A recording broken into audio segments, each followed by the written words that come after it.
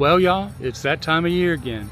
Turkey on the table, football on the TV, and capitalism warming up for the holiday rush. You got Black Friday, Small Business Saturday, and Cyber Monday where we shop online in our sweatpants like the good Lord intended. But if you're smart enough to find yourself in New Orleans, and I truly hope you are, the French Quarter is where holiday shopping hits its final form. Part joy, part chaos, part retail therapy.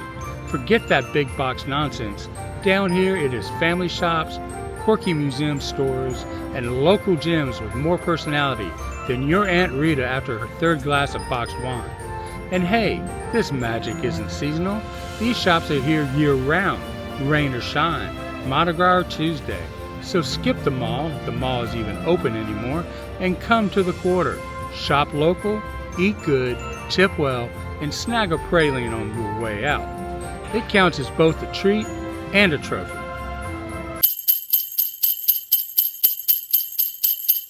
Christmas Quarter sits smack dab in the heart of Lower Decatur Street, where the buildings are older than your grandmother's gumbo recipe. The building itself popped up around 1900, and it's been part of the local hustle ever since. Warehouses, shops, and now straight up holiday heaven. At Christmas Quarters, it's Christmas morning every dang day. Doesn't matter if it's July and you're sweating through your beignet. Step through that door and bam! Bam, bam, bam, bam, bam, bam! It's snowmen, Santa, and Sparkle City. Inside you'll find every kind of ornament imagined, from classic glass balls to hand-painted Louisiana gators wearing Santa hats. Yes, really.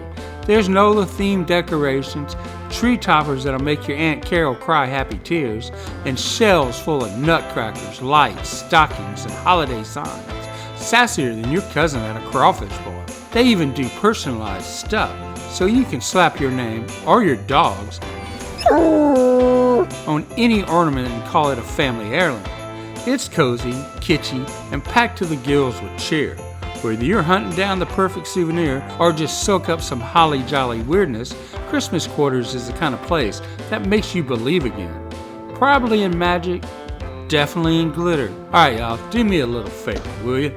The city's out here tearing up the road in front of the Christmas Quarter, which makes it kind of tricky for folks cruising down Decatur to spot this place. And that's a real shame, because this is usually their busiest time of year. But let me tell you, if you're down in the Quarter, go give them a visit. They got that old school holiday charm, kind folks behind the counter, and it just feels like Christmas in there. They're good people, and they could use the love this season.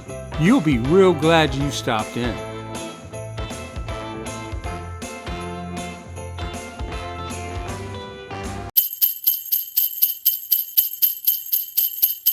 If you've ever been in the French Quarter sipping something strong and thinking, man, my dog deserves this kind of life, then you need to get yourself over to Southern Paws. It's a boutique and a bakery. Yes, a bakery for dogs, where everything's fancier than a Sunday brunch in Searsucker. Located on Toulouse Street, this place has been serving up handmade dog treats, festive chew toys, and bedazzled collars since 2016. But don't let the bark fool you. They got plenty for the cats too. We're talking stylish toys, gourmet nibbles, and accessories so posh your cat might almost act like they appreciate it.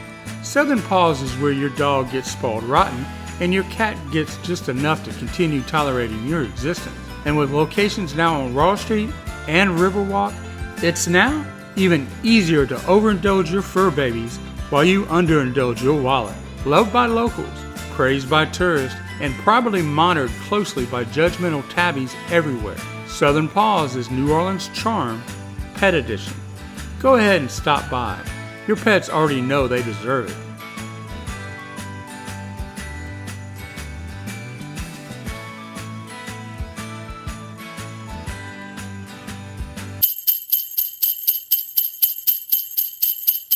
So picture this, a single mama in New Orleans, sitting on her front porch, probably sipping something strong, when bam, she gets hit with an idea. Fleurty Girl, a clever little pun on the old fleur de lis, like only a true NOLA native could come up with. That woman was Lauren LeBlanc Heidel, and she went from screen printing t-shirts about poor boys and potholes to running a whole dang retail empire. She didn't start in some shiny storefront with a trust fund. Oh no. She printed 300 tees with her tax refund and sold them out of her house. Real bootstraps kind of stuff. Then she opened her first store on Oak Street, literally living in the back with her kids. That's some grit and gumption right there. But this ain't a rags to riches tale. It's a bead to business kind of story. Over time, Fleurty Girl grew faster than a parade route, and now she got shops all over the place, including one dead center in the French Quarter at 617 Charter Street. It's like setting up shop right in the heart of the tourist tornado and owning it. That Charter Street location ain't just convenient, it's poetic. It anchors the whole local love meets tourist trap vibe, serving up everything from funny teas to jazzy home goods. It's like the shop itself is flirting with every passerby. Hey y'all, want to take a little piece of New Orleans home?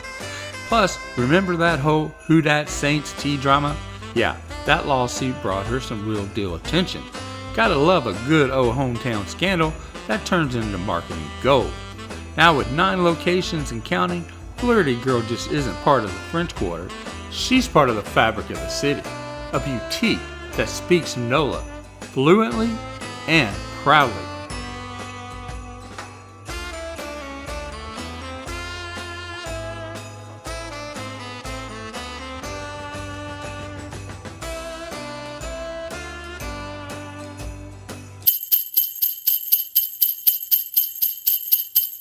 Alright y'all, here's the rundown.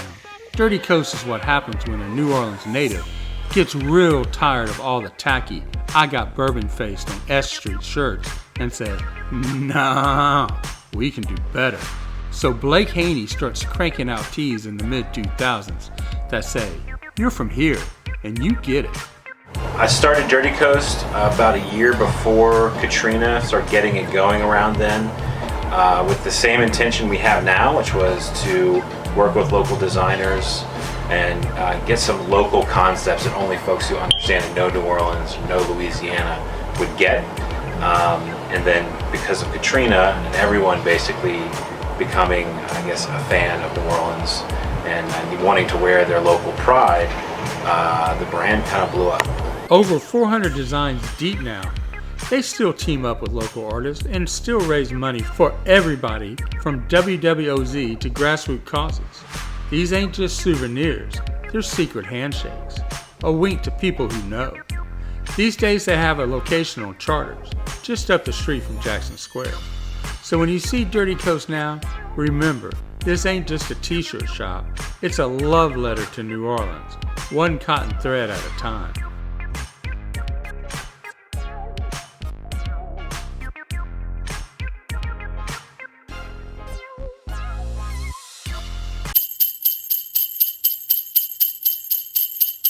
If you ever find yourself in New Orleans with a hankering for culture and a break from the bourbon-fueled chaos of Bourbon Street, let me introduce you to the New Orleans Jazz Museum, aka the Holy Temple of Toe Tapping. This place didn't pop up overnight.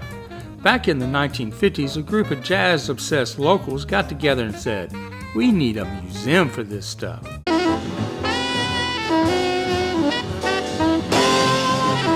And by 1961, they had one up and running in the French Quarter. It bounced around town like a brass band on Mardi Gras.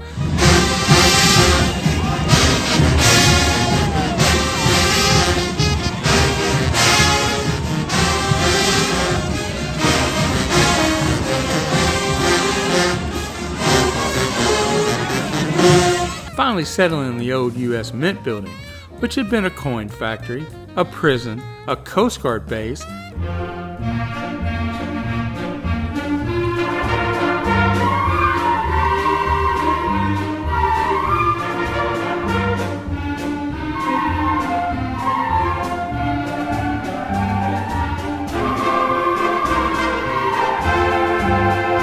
and now, by far the coolest version of itself, a jazz museum. As you stroll into the museum, before you even make it past the lobby, you find yourself in the gift shop. Now let me stop you right there, because I know what you're thinking. Great, here comes the usual overpriced crap made somewhere far from Louisiana. But no, my friend, this ain't your average tourist trap. This shop has soul, the kind that knows its jazz history better than your high school music teacher, and wants you to take a little piece of that magic home with you. Right out of the gate, you got the merch that actually looks cool. T-shirts with the Jazz Museum logo that don't scream, "I bought this in a panic at the airport." Hats, tote bags, coffee mugs, all of it sharp enough to wear to a second line. They got both men's and women's gear so everyone can get on the vibe. You hit the music section and it's like digging through vinyl collection of the coolest uncle you ever had. Records, CDs, rare compilations, all of it rooted in New Orleans jazz. So whether you're old school with a turntable or just Bluetooth from your phone, you'll find something that'll bring the brass band straight into your living room. And if you're the type that likes to read about the stuff you just heard, oh, they got books, whole stacks of them, deep dives into the history, the culture, the people who made the music in the city what it is. They nod to the buildings while past. Remember, this place used to be a mint, and the legacy of that jazz still echoes through the halls. Bottom line, don't sleep on the shop. It's got character, it's got taste. You'll leave with something that doesn't just say, "I was here."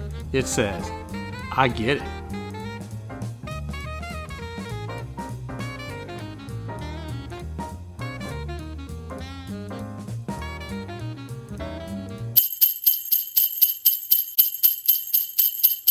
Crescent City Comics has been slinging capes in cosmic battles since 1994, which is longer than most of y'all have kept a Netflix password.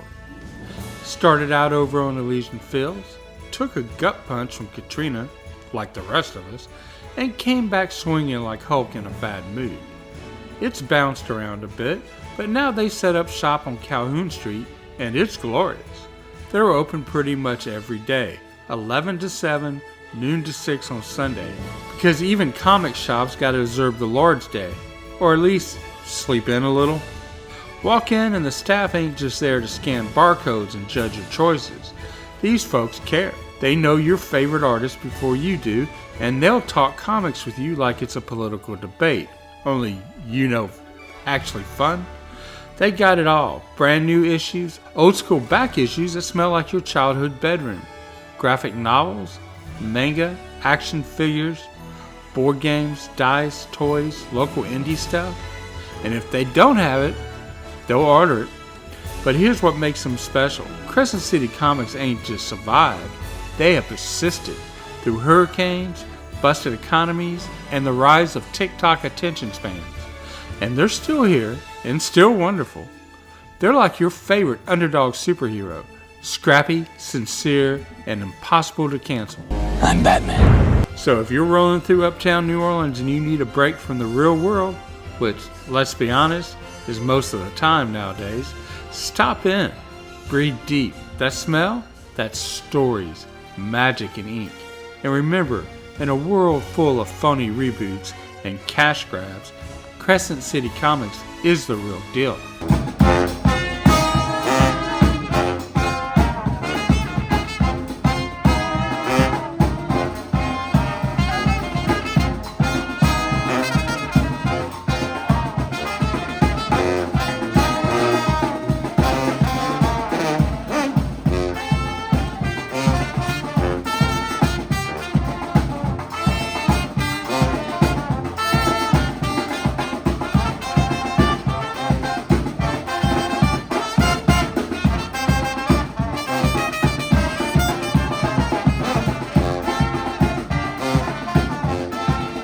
Hey y'all, real quick, if you're enjoying this video and want to support our channel, consider becoming a Gulf Coastal Connections member. Members get exclusive extras and help us keep exploring the Gulf Coast and beyond. You'll get perks like our members only podcast, custom emojis, and badges that show off your support. Just click the join button below this video to check it out. We really appreciate it, y'all.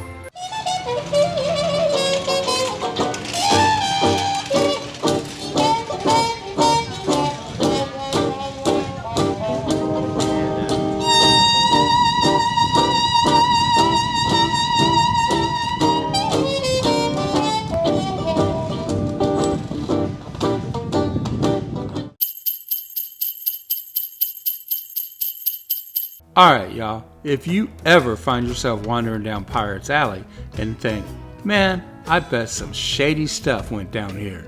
Well, congratulations, you're absolutely right.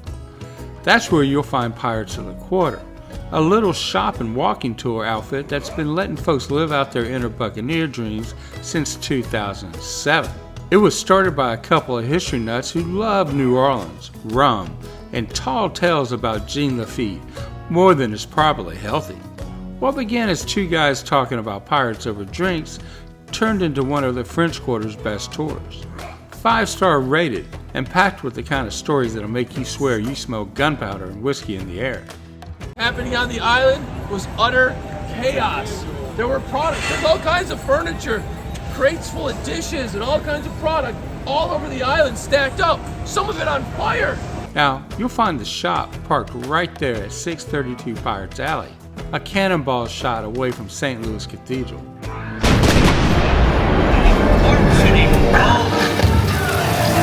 Inside, it's like a pirate chest exploded, in the best way possible.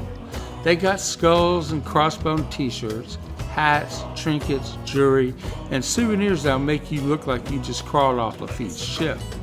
The staff are top-notch, funny, friendly, and sharp as a cutlass, and the guides are part historian, part stand-up comedian, part sea dog.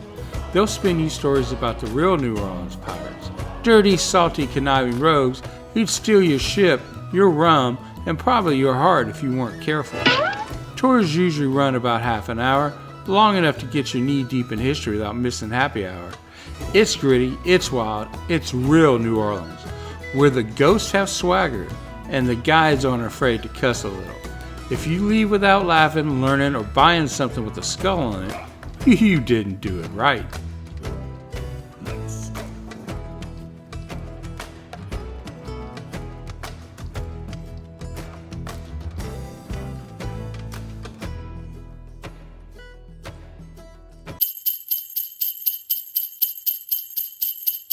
627 Royal Street ain't just another pretty French Quarter face, with wrought iron balconies and haunted vibes. This place has seen some things, y'all. Built back when powdered wigs were still in fashion, 1789 to be exact, this old Creole townhouse once hosted one Adelina Patti, teenage opera diva turned savior of the city's music scene. Folks loved her so much, the place ended up being named Adelina Patti's Court.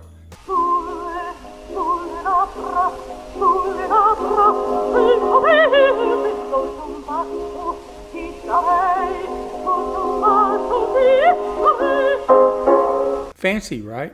Fast forward a century or two, and this house of high culture becomes home to another type of local legend, Pralines. From the 1930s to the early 2000s, the old town praline shop kept folks sticky-fingered and smiling with good old-fashioned sugar bombs, right downstairs. But today, sugar's out, spices in. Enter Nola Sauce Bar. Y'all, this ain't your average hot sauce shop. This place is wall-to-wall flavor mayhem. They got bottles with names like Adelina's Ghost, Rougarou Reaper, Mardi Gras Madness, and Bourbon Street Burn. Whether you're looking for a mild or mellow, or why is my tongue crying levels of heat, they got you.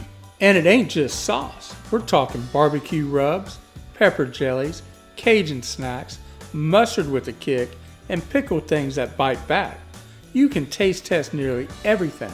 And the staff, shout out to John the Sauce Whisperer, are right there with pairing tips. So yeah, whether you're a flavor fanatic or just trying to survive the Louisiana heat with some hot sauce humor, Nola Sauce Bar is a must stop. Historic bones, spicy soul. Royal Street never tasted so good.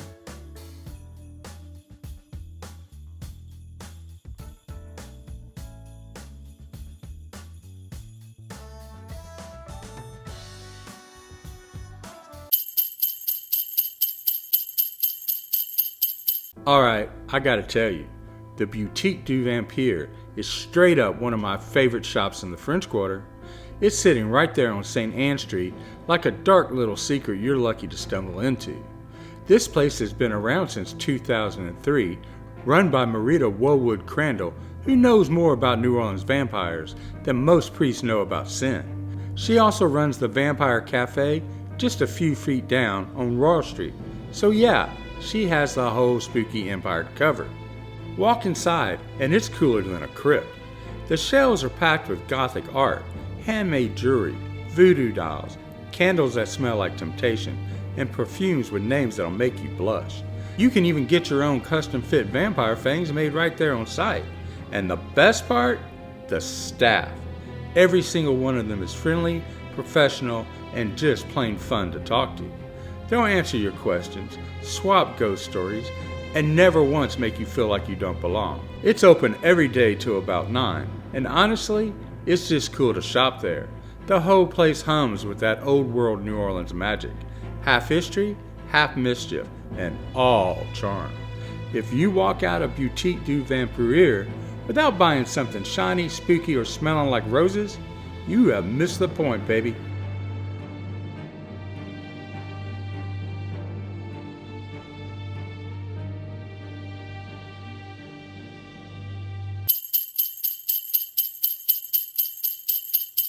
Alright, y'all, listen up. If you find yourself sweating through your shorts in Jackson Square, dodging street performers and pretending you don't want a beignet, do yourself a favor and duck into the 1850 House Museum store. It's tucked right there in the lower Pentaba building, which, fun fact, was basically New Orleans' version of a fancy mall before malls were even a thing. Built by a badass baroness back in the day, this spot's been slinging goods since horse-drawn carriages were the Uber of the quarter. Nowadays, the shop's more than just a place to grab a magnet with a saxophone on it. It's the official gift shop for all the big deal Louisiana State museums in the quarter. The Cabildo, the Presbytere, the Jazz Museum, the whole gang. Operated by the Friends of the Cabildo, a group of history-loving heroes who keep the local culture from getting paved over. Every dollar you drop here helps preserve all the stuff that makes the quarter, well, the quarter. Inside, it's like a history major and an artist had a baby and raised it in a Creole cottage. We're talking shelves full of books about voodoo, pirates, ghost stories, and gumbo. Handmade jewelry, pottery, kids stuff with pirates on it, cocktail guides, actual William Spratling silver. This ain't your average tchotchke trap. It's classy, sassy, and 100% local. Even better, you can grab museum tickets, hop on a walking tour, or just soak in some AC while your cousin melts in the sun taking selfies. Long story short, if you want a souvenir that won't get shoved in a junk drawer, or you're looking for the perfect New Orleans-y gift that actually supports the culture, this is the stop to make, y'all. Plus, it smells nice in there. You can't say that about Bourbon Street.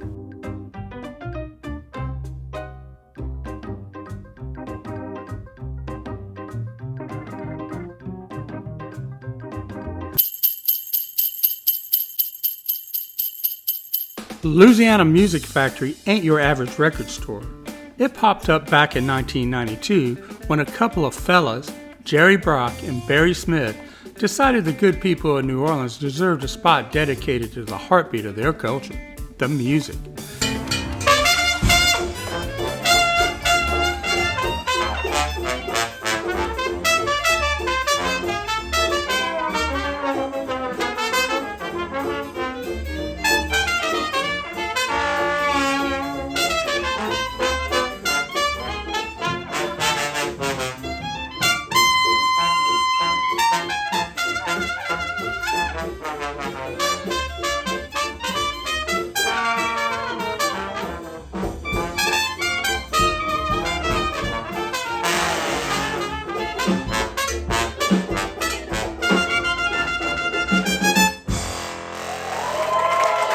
Jerry wasn't just any dude off the street either.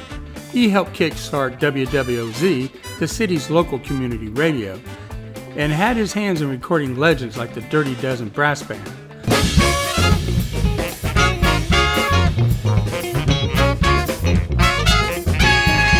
They first opened a shop on North Peters in the French Quarter, then slid on over to Decatur in '96, still keeping it local.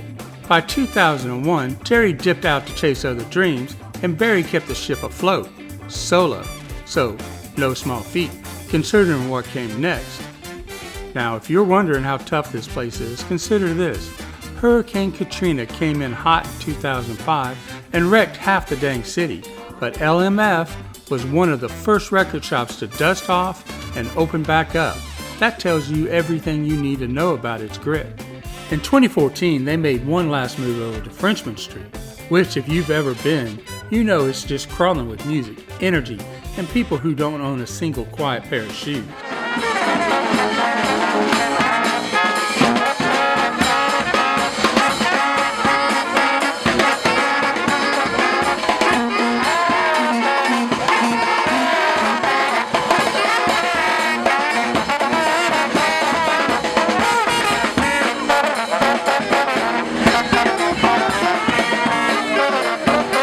Then the pandemic hit in 2020, and yeah, like everywhere else, they had to close their doors for a spell.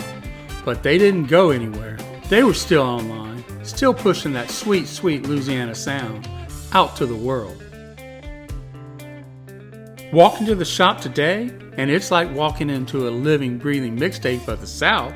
We're talking stacks of vinyl, not just your garden variety records either, but jazz, Zydeco, Cajun, brass band, second line stuff that'd make your grandma dance and your cousin start a washboard band. CDs, they got more than your aunt's glove box in the 90s, all sorted by deep roots and local flavor. Books, posters, shirts, and gifts round it all out, so you can leave with music in your ears and a t-shirt on your back that lets folks know you got soul. But it ain't just a store, it's a dang cultural landmark. They host live shows, especially around Jazz Fest, where local legends come to jam like it's their front porch.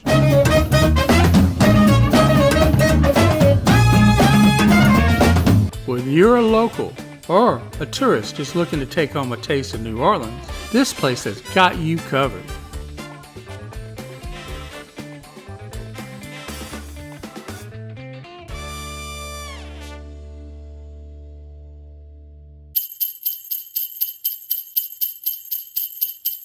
If you're wandering through the French Quarter and catch a whiff of sugar, butter, and old Southern magic, congratulations!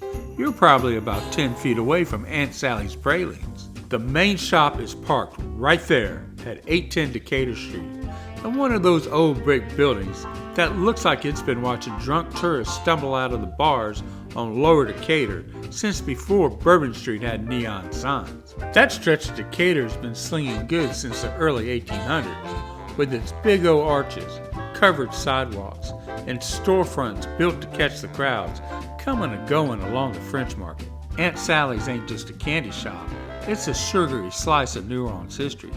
See, back in the early 1930s, a French Creole couple named Pierre and Diane Baguer set up a little booth in the French Market with dreams of bringing the true charm of New Orleans to life through sweets. Pierre named the business after a praline-slinging lady from his childhood, Aunt Sally. They cooked up their goodies in big copper pots, ladled them out by hand, and sometimes even delivered them around town by mule-drawn buggy. No joke, your great-grandmother's Uber Eats, basically. By the 1940s, they moved into 810 Decatur Street, and the praline game ain't been the same since.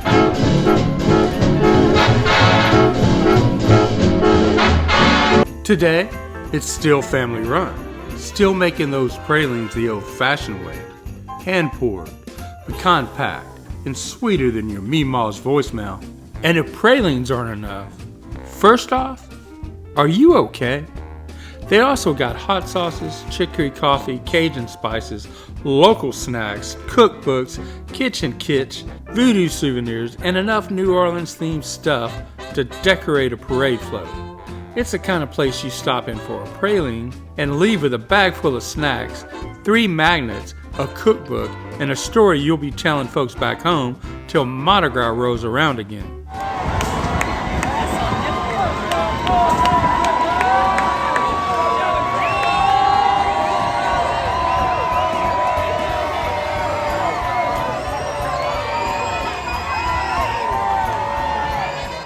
If you've been enjoying this video and want to help us keep exploring the Gulf Coast, consider joining Gulf Coastal Connections as a channel member. You get exclusive perks like our members-only podcast, custom emojis, and badges that show your support for this community. Just hit that join button below to check it out. It really helps us keep the stories rolling. And while you're at it, don't forget to subscribe if you haven't already. It's free, it only takes a second, and it makes a world of difference. Hitting that little red button and the bell beside it means you'll never miss our latest adventures, ghost stories, and our Gulf Coastal History deep dives. And of course, smash that little button if you've had a good time. It helps more folks find these videos and keeps our little Gulf Coastal family growing. Most of all, drop a comment and join the conversation. Always meant this to be a two-way street, because if it's just me talking, well, that's not a conversation, that's a monologue. So tell me what you think, share your stories, and let's keep this thing going together. And from the bottom of my heart, thank you for your support.